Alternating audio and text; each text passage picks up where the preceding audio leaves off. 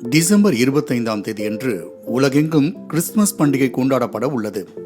டிசம்பரின் முதல் வாரத்தில் இருந்தே கிறிஸ்துவர்கள் பண்டிகை கொண்டாடுவதற்கு பல எதிர்பார்ப்புகளுடன் காத்திருந்து வருவது வழக்கம். இதற்கிடையே கிறிஸ்துமஸ் பண்டிகை ஒட்டி தேவாலயங்களில் சிறப்பு ஆராதனைகள் செய்வதும், கிறிஸ்துமஸ் தாத்தா வேடமிட்ட நபர்கள் வீடு வீடாக சென்று பரிசுகள் வழங்குவதும் வாடிக்கை. அந்த வகையில் ஆந்திர மாநிலம் விஜயவாடாவில் நடிகையும் அமைச்சருமான ரோஜா கிறிஸ்துமஸ் தாத்தா வேடத்தில் வீடு வீடாக சென்று பரிசுகளை வழங்கினார்.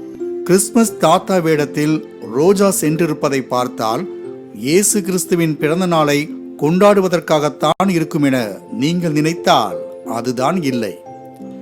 ஆந்திர மாநில முதல்வர் ஜெகன்மோகன் ரெட்டியின் பிறந்த நாளை முன்னிட்டும், கிறிஸ்துமஸ் பண்டிகை நெருங்குவதை முன்னிட்டும் சாண்டா கிளாஸ் வேடத்தை ஏற்றிருந்தாராம் ரோஜா.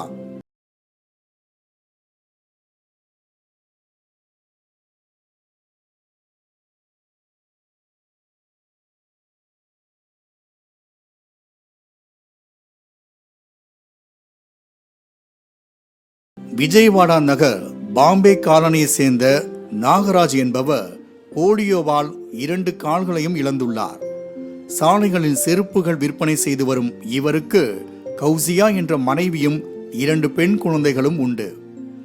மனைவி கௌசிகா சிறுநீரக கோளாறு நோயால் பாதிக்கப்பட்டவர். படுத்த படுக்கையாகிவிட குழந்தைகளை கவனித்துக் கொள்ள முடியாமல் திணறியுள்ளார் நாகராஜ். இந்நிலையில் மனைவியின் நோய்க்கு தீர்வு காண பலமுறை அரசுக்கு விண்ணப்பித்த நிலையில் இதற்கு பதில் தரும் விதமாக வந்தார் ரோஜா.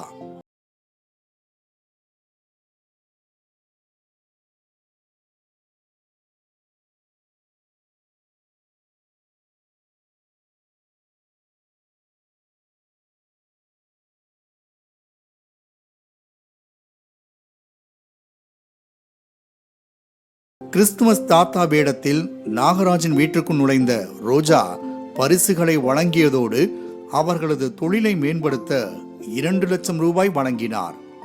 மேலும் சிறுநீரக கோளாறால் பாதிக்கப்பட்ட நாகராஜின் மனைவி கௌசிகாவுக்கு விரைவில் சிகிச்சை வழங்கப்படும் என்றும் உறுதியளித்தார்.